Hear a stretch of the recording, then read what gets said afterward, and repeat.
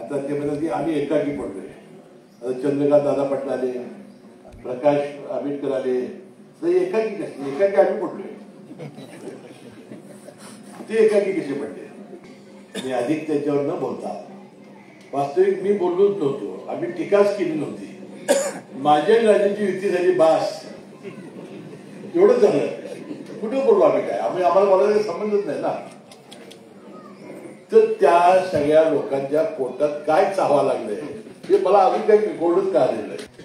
आता विकास तर केलाच पाहिजे, तर विकास कामावर 100% मतं मिळतात यावर माझा विश्वास आहे.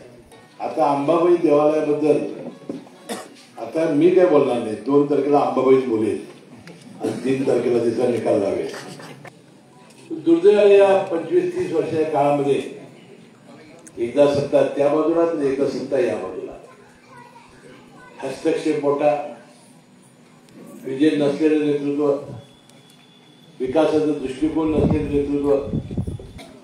परंतु जी अपेक्षा आमची होती की माझ्या आणि राजेंच्या पूर्णपणाने जर बहुमतात सत्ता जर आली तर आमचं विजन चालवता येईल. मुरगुडचं घाणपाणी ही सगळी खेडेगावातील लोक पित आहेत. त्याच्या मनामध्ये काय आहे माहितीच मला, किती उद्रेक आहे त्याच्या मनामध्ये. तुम्हाला माहिती आहे की मला माहिती नाही. माझ्याकडे पत्र देतात लोक, साहेब पाण्याला तवंग घ्यायला आलाय. आता इकडे जर मागे कुठला कारखाना नाही, एखादा उपयोग कारखाना आहे मागं साखर त्याचा तवंग आलाय, तवंग येणार तर तुमचाच येणार. या मुरगुड शहराचं स्वर्ग बनवण्याची ताकद आहे माझ्या महाराजांच्या हातात. आता अंबाबाई देवालयाबद्दल आता मी काय बोलणार नाही. 2 तारखेला अंबाबाईच बोलेल आणि 3 तारखेला तिचा निकाल लावेल. खरं काय, सत्य काय, घटना काय घडलेल्या आहेत, आज काय काय झालेलं आहे ते अंबाबाईलाच माहिती असतं, आपल्याला काय माहिती नाही. पण मला वाटते 3 तारखेला अंबाबाई त्याचा निकालच लावेल. आणि खरोखरच आम्ही चांगला निधी दिला असेल, आम्ही त्यामध्ये चांगलं काम केलं असेल तर निश्चितपणाने अंबाबाई आमच्या या पॅनेलला आशीर्वाद देईल. आणि मी छातीलोकपणाने सांगेन की अंबाबाई आम्हाला आशीर्वाद दिल्याशिवाय राहणार नाही. 3 तारखेला आमच्या दोन्ही आघाडीचं पॅनेल, आपली शाहू आघाडी आणि राष्ट्रवादीचं पॅनेल हे प्रचंड निवडून आल्याशिवाय राहणार नाही. आता निधी बदलच्या भावना राजेखांनी व्यक्त करत असताना एक गोष्ट ते सांगायला विसरले की या 4.5 वर्षामध्ये प्रशासकीय कारकीर्द या नगरपालिकेमध्ये आली. कारण नगरपालिकेच्या सगळ्या राज्यातल्या निवडणुका झाल्या नाही. मुख्याधिकारी हे प्रशासक झाले. पर्यायाने मी या विभागाचा आमदार आणि मंत्री असल्यामुळं ही जी नंतरची या 4-4.5 वर्षातली कामं निधी आला, विशेषतः जिल्हा निधी मंडळाचा निधी असेल, आम्हाला राज्यातील मिळणारा निधी असेल, कागल गडीला मुरगुडला लोकसंख्येच्या प्रमाणात देण्याचा प्रयत्न मी केला आणि जी सगळी कामं आपल्याला दिसत आहेत ती या 4.5 वर्षामध्ये हा प्रचंड निधी आणून आपण विकास कामं करण्यामध्ये आपल्याला यश आले. परंतु जी अपेक्षा आमची होती की माझ्या आणि राजेंच्या पूर्णपणाने जर बहुमतात सत्ता जर आली तर आमचं विजन चालवता येईल. आमच्या ज्या योजना आहेत त्याची अंमलबजावणी या ठिकाणी करता येईल.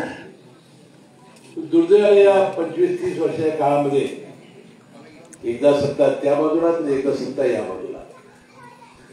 हस्तक्षेप मोठा, विजय नसलेलं नेतृत्व, विकासाचा दृष्टिकोन नसलेलं नेतृत्व. यामुळे या शहरामध्ये जी चांगली कामं व्हायला पाहिजे. मला सांगा, तुमचं मुरगुडचं घाणपाणी ही सगळी खेडेगावातील लोक पित आहेत. त्याच्या मनामध्ये काय आहे माहितीच मला, किती उद्रेक आहे त्याच्या मनामध्ये. वास्तविक हे भूमिगत ड्रेनेज व्यवस्था करून आपण STP प्लॅन करून हे प्रोसेस करून पाणी सोडलं पाहिजे. पण हे काम पहिल्यांदा आपल्या हातात घ्यावं लागेल. कारण आपल्याला माहिती आहे की अनेक गावामध्ये आपलं हे सांडपाणी जात आहे, त्याचा फार मोठा त्रास त्या खेडेगावातल्या लोकांना होतो. मग हे पहिलं काम आपण हातात घेऊ. राजेसाहेबांना मी बोललेलो आहे, कोणत्याही परिस्थितीत अंडरग्राऊंड ड्रेनेज व्यवस्था केल्याशिवाय या मुरगुड शहराचा विकास खऱ्या अर्थानं होणार नाही. त्यामुळे आपले सगळे गटर ते अंडरग्राऊंड होतील, आपल्या निचऱ्याचा प्रश्न मिटेल आणि ते प्रोसेस करून पाणी आपण नदीमध्ये सोडण्याचा प्रयत्न केला तर आजूबाजूचे खेडेगावातील लोक हे खरोखर समाधान होते. तुम्हाला माहिती आहे की मला माहिती नाही, माझ्याकडे पत्र देतात लोक, साहेब पाण्याला तवंग घ्यायला आलाय. आता इकडे जर मागे कुठला कारखाना नाही, एखादा उपयोग कारखाना आहे मागे साखर त्याचा तवंग आलाय, तवंग येणार तर तुमचाच येणार. म्हणून आपल्याला हे दुसऱ्या लोकांना आपण जे त्रास होते आपला तो आपण बंद केला पाहिजे. आता ही ड्रेनेज व्यवस्था पूर्ण झाल्यानंतर असं आपलं एकही ठिकाण नाही किंवा चांगल्या रीतीने आपण विकसित केलं. आपण अनेकांचा वारसा सांगतो, ही जी मंडळी आहे ते अनेकांचा वारसा सांगतायत, पण ते एखादं काम चांगलं केलंय आणि या शहरामध्ये मी असं काम केलंय हे सांगण्याचं धाडस तिथं नाही. शिवाजी महाराजांचा पुतळा सुद्धा 65 लाख रुपये खर्च करून राजे खान जमादारांच्या नेतृत्वाखाली बांधला गेला. या नगरपालिकेची छोटी मोठी सगळी कामं विकासाची ती चांगल्या पद्धतीने आमच्या निधीमधून झाली. आणि म्हणून जर चांगला दृष्टिकोन नसेल आणि दृष्टिकोन एकच असेल तर विकास कसा होणार. आणि त्याचा उल्लेख राजकीय गावाने केला. या मुरगुड शहराचं स्वर्ग बनवण्याची ताकद आहे माझ्या आणि महाराजांच्या हातात. स्वर्ग बनवू, जी विकासाच्या जी स्वप्न आहेत ते आपण पूर्ण करू. आणि विशेषतः आपल्या या शहरामध्ये अजून डीपी प्लॅनला किती वर्ष आहेत मी काही माहिती घेतली नाही, परंतु आपल्या गरीब जी अनेक वर्ष या शहरात राहत आहेत त्यांना स्वतःचं हक्काचं छत नाही. अनेक कुटुंब अशी घरात राहत आहेत की मुलं वाढली त्यांना मुलं वाढली त्यांना मुली वाढल्या, कपड्याच्या पडद्या लावून ते लज्जेचं रक्षण करतायत. अशा लोकांना घरकुल राबवण्याची फार मोठी आवश्यकता आहे.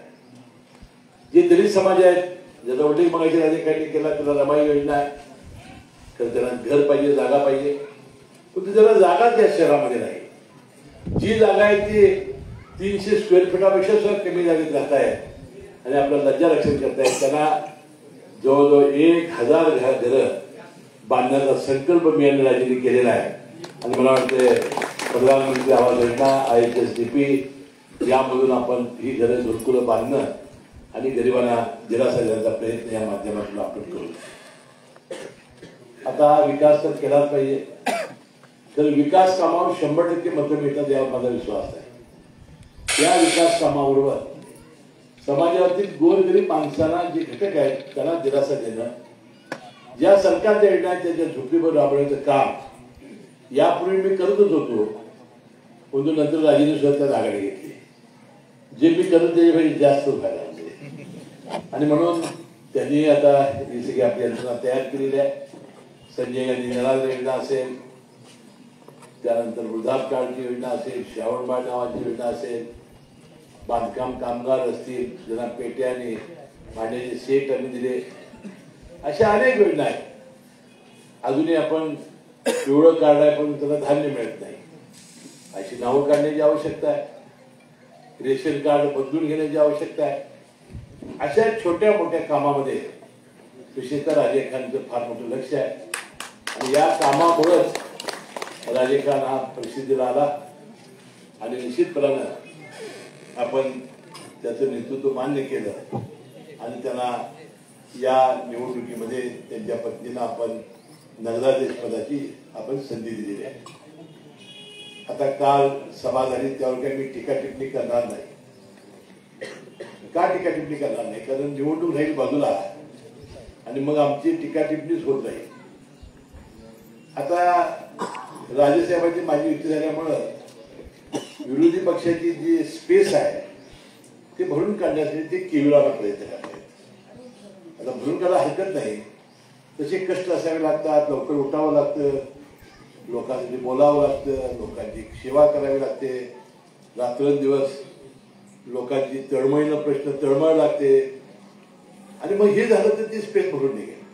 नुसतं भाषण करून आपल्याला ही स्पेस भरून काढता येणार नाही. त्यासाठी आपल्याला लोकांच्या सेवेला सज्ज व्हावं लागेल. मी त्यांना शुभेच्छा देईन.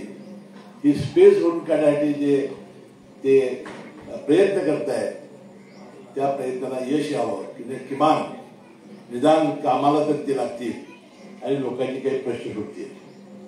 आपल्याला मी अधिक त्याच्यावर न बोलता, वास्तविक मी बोललोच नव्हतो, आम्ही टीकाच केली नव्हती. माझ्या राजाची युती झाली बास, एवढंच झालं. कुठे बोललो आम्ही काय? आम्हाला बोलायला संबंधच नाही ना. तर त्या सगळ्या लोकांच्या पोटात काय चावा लागलंय हे मला अजून काही गोडच का आलेलं आहे. मी काही बोललेलं नाही ना, मी नाही बोललो ना, राजाला बोललो. आम्ही बाबा एका समाजाच्या हितासाठी, तालुक्याच्या विकासासाठी, जनतेच्या भल्यासाठी आम्ही एकत्र आलो, एवढी भावना आम्ही व्यक्त केली. यामध्ये आमचं काय चुकलं? तर मला वाटतं ठीक आहे, निवडणुका अनेक येणार आहेत. एका निवडणुकीने काय आपण संपणार नाही, एका जत्रेला देव म्हातारा होत नाही, अनेक जत्रा आपल्याला कराव्या लागतात. त्यामुळं आपण त्या वेळेला बोलत राहू. परंतु या निवडणुकीला माझी विनंती आहे की आपण या निवडणुकीत कसलंही आता दबाव येतील, आपल्याला आमिष दाखवले जातील. तुम्हाला अनेक मोठे लोक आता ते म्हणतात की आम्ही एकाकी पडलोय. आता चंद्रकांत दादा पाटील आले, प्रकाश आंबेडकर आले, तर एकाकी कसे? एकाकी आम्ही पडलोय, ते एकाकी कसे पडले? त्यांना एवढी सगळी भरमुख्य राज्यातली माणसं त्यांना आशीर्वाद द्यायला आली. आम्ही दोघं झालो, उन्हात बसलोय आम्ही. आणि पुन्हा एकदा या निवडणुकीत माझं एवढंच म्हणणं आहे की 2 तारखेला घड्याळ आणि कबशी या चिन्हावरच्या आपण म्हटलं दाबा आणि प्रचंड मताने आपण आम्हाला निवडून द्या. पुन्हा आपण ही संधी द्या. मी तुम्हाला निश्चितपणे आश्वासन देतो की या मुरगुड शहराचं स्वर्ग केल्याशिवाय आम्ही राहणार नाही. एवढा विश्वास देतो. आपल्याला घेतो. धन्यवाद. बोर मारायचे आहे मग आजच संपर्क करा गिनीज बुक नोंदणीकृत भूजल संशोधक पांडुरंग जगन्नाथ साळुंखे यांना. तसेच तुम्हाला तुमचे घर, जागा किंवा इतर अडचणी असतील तर तुम्हाला उपाय व मार्गदर्शन करतील. आजच कॉल करा पांडुरंग जगन्नाथ साळुंखे. Mobile number 96 65 63 39 70. विश्वास आणि अनुभवाचं एकमेव नाव पांडुरंग जगन्नाथ साळुंखे.